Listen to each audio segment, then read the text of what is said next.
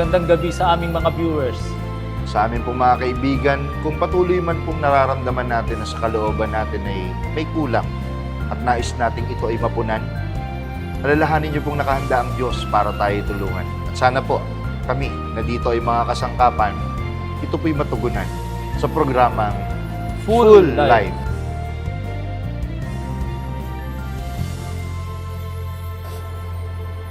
Dito po sa Full Life, di lang namin kayo ini-encourage na mabuhay, kundi mabuhay na makulay.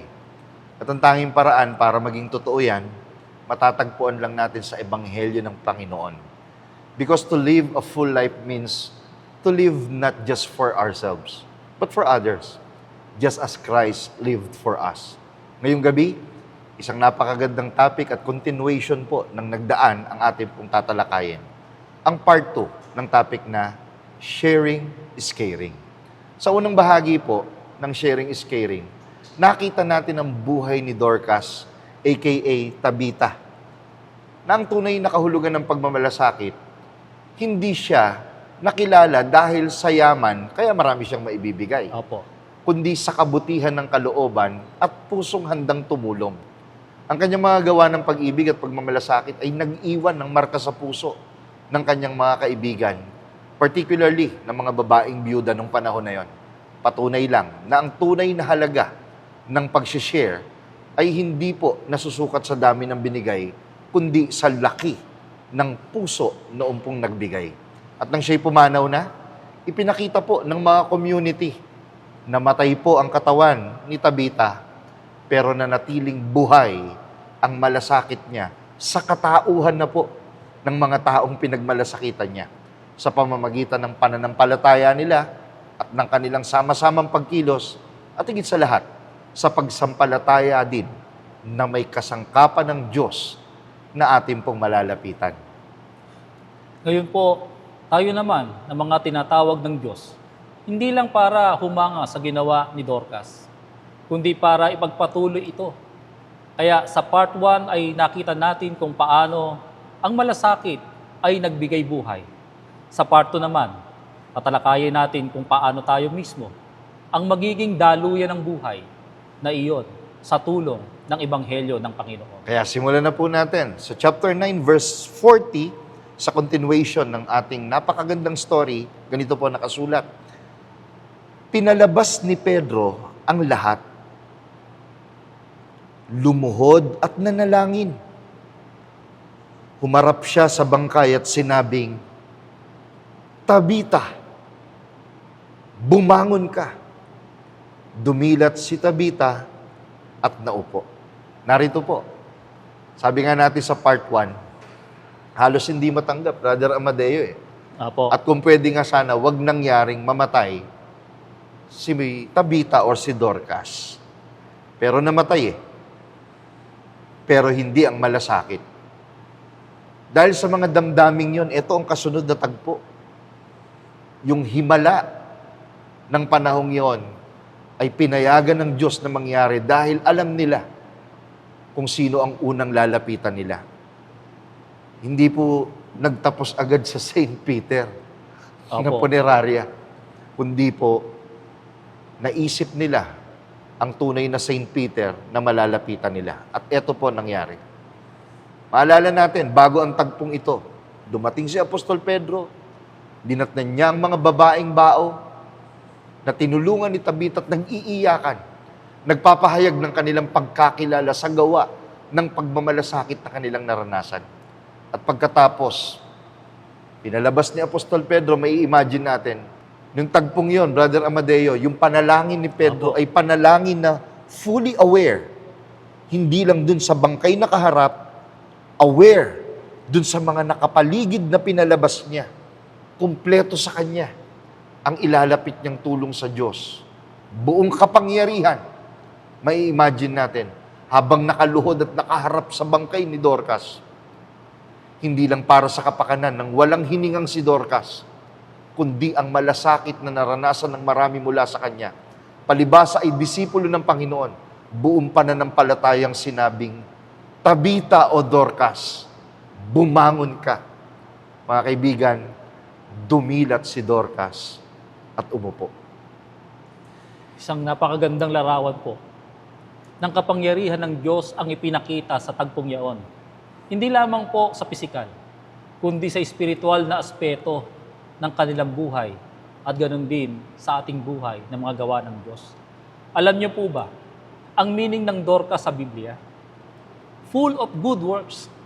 Bilang isang disipulo ng Panginoon, alam nating lahat, nasa pa siya ng Diyos. Kung ang isang lingkod niya, kahit sino man siya, ay patuloy niyang ipahihiram ang buhay. Amen. At maaari din namang bawiin niya ito kung naisin man niya. Pero sana, sama-sama nating makita na habang may buhay pa, ay nasa atin naman ang pagkakataon upang magpasya kung ang malasakit at magbahagi ng mabuti sa iba ay bubuhayin pa ba? O kaya naman hahayaan na lang nating mamatay ito sa kalooban natin. Kung gayon po'y isipin po natin, para saan pa kung ganoon? Kung tayo ay pinahiram ng buhay, kung hindi naman natin ipagpapala ito sa iba, pamilyado man po tayo, estudyante, negosyante, o sino man sa ating mga viewers na may ministry, huwag po nating maliitin ang mabuting gawa na bunga ng pagmamalasakit nila sa atin. Napakagandang punto po niya, di ba? Opo. Sa lahat ng larangan, mga kaibigan, maipapakita po natin ang pagmamalasakit na nagsasabing buhay ito at hindi patay.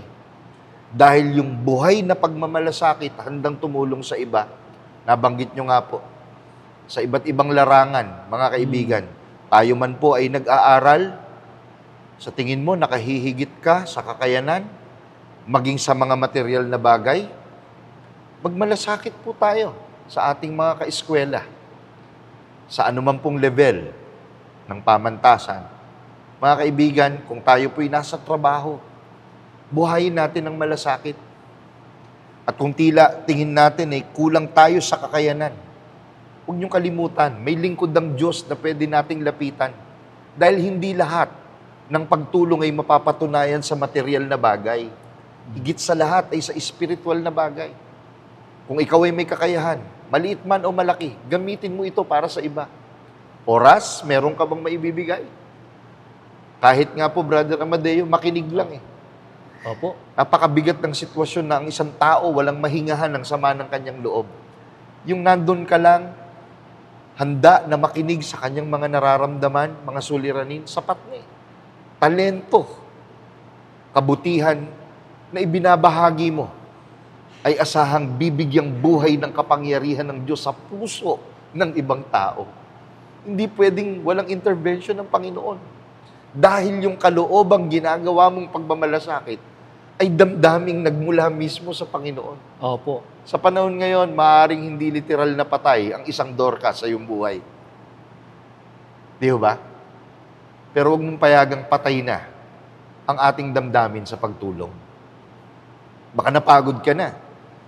Baka nasasabi mong ako na lang ba ulit? O ako na lang lagi? O kaya naman nasugatan ka na't nasaktan. Takot ng magmalasakit at magmahal. Muli, gaya ni Apostol Pedro, tinatawagan tayo ng Diyos. Gaya ng sinabi niya kay Tabita o kay Dorcas, bumangon ka. Ang panalangin ng lingkod ng Panginoon ay isang pinaka-epektibong tulong para sa hinahangad mo na pagmalasakitang kapwa na naghahangad ng pagtulong mula sa iyo. Ito po ang panawagan. Buhayin natin ang malasakit dahil merong pag-asa.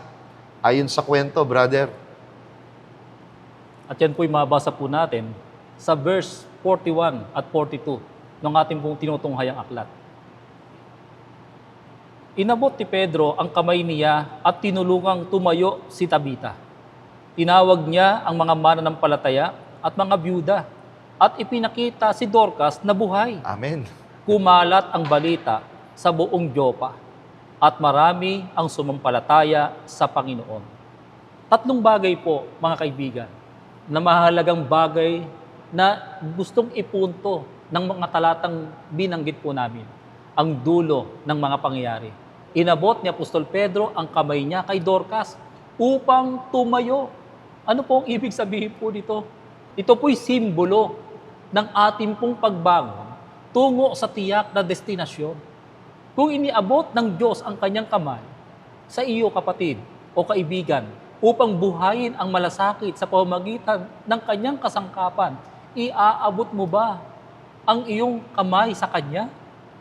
Gaya ng programang ito, kilalanin po natin at ituring po natin na ito'y panawagan ng Diyos sa atin. Tinatawag ang mga ginawa niya ng mabuti at mga mananampalataya at ipinakitang buhay si Dorcas. Opo. Di ba? At ipinakita ng tagpong yon, mga kaibigan, tayo rin sa araling ito. Payagan nating iharap tayo ng Diyos sa mundo na isang buhay, isang Dorcas. Ano na nga po ba ibig sabihin ng Dorcas, Brother Amadeo? Ang ibig po sabihin po ito ay full of good works. Tuloy niyo. Kailangan ka ng mundo, kaibigan. Kailangan ka ng iyong kapwa-tao. Sumalungat ka sa agos at huwag magpatangay dito. Gaya ng isda, tanging patay na isda lamang ang tatangayin ng agos ng kawalan ng malasakit. Agos ng kawalan ng gawang mabuti. Pero ikaw, buhay ka, kaibigan.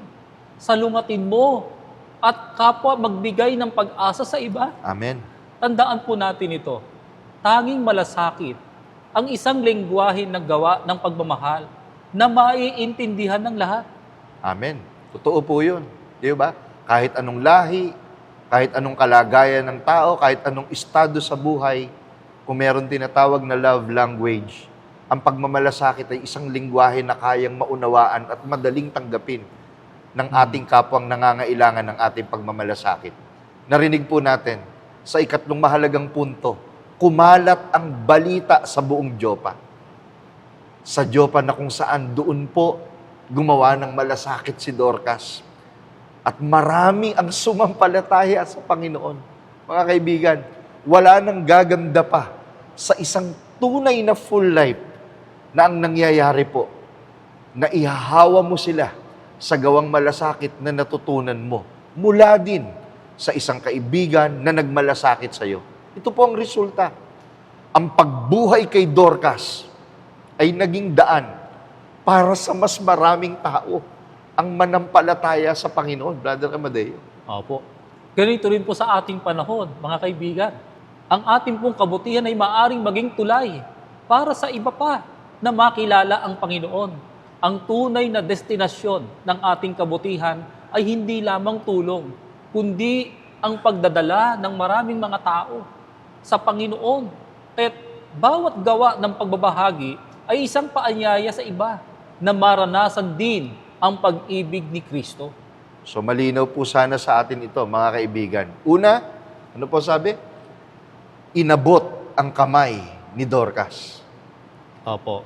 Pagkatapos pong iabot ang kamay ni Dorcas, iniharap sa maraming mga tao. Pangalawa, malinaw po nating nakita, mga kaibigan, yung gumawa sa inyo ng mabuti, eto, hinaharap ko sa inyo. Una, inabot yung kamay. Pangalawa, iniharap. Payagan nating iabot natin ang kamay natin sa kamay ng Diyos na umaabot sa atin. At kunin ng Diyos ang kamay natin at iharap tayo sa ibang tao. At sabihin ng Diyos, eto, buhay ang malasakit. Ang kailangan ng taong pagmamalasakit ay pakikinabangan niya. Inihaharap ko sa inyo ang mga taong sumasampalataya sa akin. Pawang mga buhay, hindi lang pisikal, kundi higit sa lahat, buhay ang pagmamalasakit para sa pamamagitan mo, pamamagitan natin, sa pamamagitan mo, mga kaibigan. Kumalat din sa ating lugar ang balita. Kumalat ang balitang buhay ang malasakit dahil may buhay na Diyos na handang tumulong sa atin para gamitin tayong kasangkapan. Sa buhay ni Dorcas, natutunan natin na ang pagiging disipulo ay hindi nasusukat sa dami ng alam natin, kundi sa dami ng ating ibinabahagi. Mula sa kwentong ito, na ipakita na ang sharing is caring ay hindi lamang isang slogan, kundi isang lifestyle ng pananampalataya. Ang hamon po sa atin, huwag nating hayaang mamatay ang malasakit. Araw-araw ay buhayin natin sa tahanan, sa trabaho, sa church, sa community. Dahil darating ang panahon, gaya ni Dorcas, may mga tao na tinulungan mo. Dadalhin ang damit na ibinihis mo, na nagpabago sa katayuan nila dahil sa malasakit mo. Damit na sumisimbolo ng pagtrato at pagkakilala sa iyo. Totoo naman, gaya ng damit ang mabuting gawa mo para sa iba. Mahirap man, nalugmok man, nagkasala man, pero dahil nabago ang tingin sa sarili, dahil sa malasakit mo, hindi niya lilimutin yung suot-suot niya. Yun ang mananatiling buhay para sa iba. Hindi lang ang gawa mo, kundi ang nagawa mo sa buhay ng taong pinagmalasakitan mo. At bago tayo magtapos, lagi nating tatandaan, ang malasakit ay hindi lang kwento ng nakaraan. Ito ay misyon ng kasalukuyan. Patuloy nawa tayong mamuhay ng may layunin, mapanalanginin, malasakit, at mapanampalatayahin. Higit sa lahat, huwag nating kalimutan, when God is all we have, surely we can achieve a full life. Magandang gabi po. Maraming salamat po sa inyong pagtangkilik sa palatuntunang ito ng Kabanal-Banalang Iglesia ng Diyos kay Kristo Jesus. Kung nais po ninyong mapanood ang iba pa naming programa at upang lubos po ninyong makilala ang Kabanal-Banalang Iglesia ng Diyos kay Kristo Jesus, mag-subscribe sa ating YouTube channel na The Most Holy Church, bisitahin ang aming Facebook page na MHC Media. At bisitahin ang ating official website na www.mostholychurch.com. Maraming salamat po.